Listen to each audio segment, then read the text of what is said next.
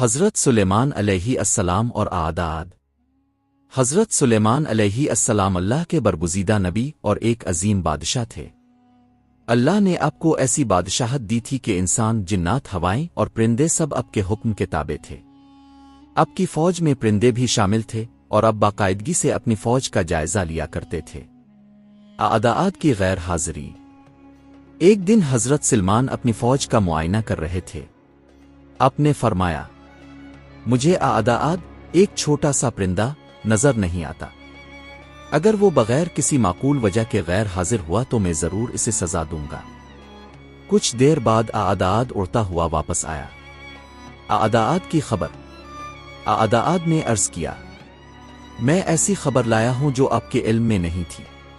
میں سبا، یمن کے علاقے سے آیا ہوں۔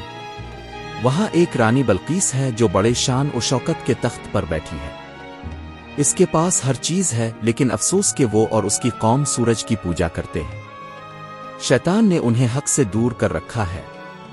حضرت سلمان کا پیغام۔ حضرت سلمان نے فرمایا، اعداد، میرا یہ خط لے جاؤ اور ملکہ بلقیس کو پہنچا دو۔ اعداد پرواز کر کے بلقیس کے محل میں گیا اور خط اس کے پاس ڈال دیا۔ خط میں لکھا تھا، اللہ کے نام سے جو رحمان و رحیم ہے، تم میرے خلاف سرکشی نہ کرو اور اسلام قبول کرتے ہوئے میرے پاس آ جاؤ۔ بلقیس کا فیصلہ۔ بلقیس نے اپنے مشیروں سے مشورہ کیا۔ وہ سمجھ گئی کہ حضرت سلمان کوئی عام بادشاہ نہیں بلکہ اللہ کے سچے نبی ہیں۔ آخر کار وہ خود حضرت سلمان کے دربار میں حاضر ہوئی، ایمان قبول کیا اور اللہ کی فرمانبردار بندی بن گئی۔ سبق۔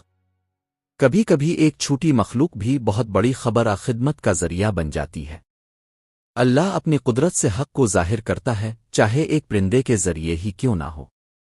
اصل عقل مندی یہی ہے کہ جب حق سامنے آ جائے تو فوراً اسے قبول کر لیا جائے۔ یہ واقعہ ہمیں یہ سبق دیتا ہے کہ اللہ کی مخلوق میں چھوٹا بڑا کچھ نہیں، اصل عزت اسی کی ہے جو حق کو پہچان کر اسے مان لے۔ حضرت سلیمان علیہ السلام اور اعداد۔ حضرت سلیمان علیہ السلام اللہ کے برگزیدہ نبی اور ایک عظیم بادشاہ تھے۔ اللہ نے آپ کو ایسی بادشاہت دی تھی کہ انسان، جنات، ہوائیں اور پرندے سب آپ کے حکم کے تابع تھے۔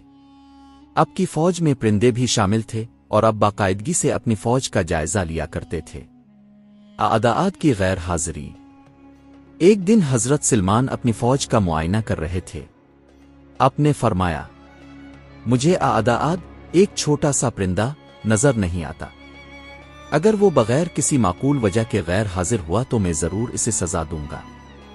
کچھ دیر بعد اعداد اڑتا ہوا واپس آیا۔ اعداد کی خبر۔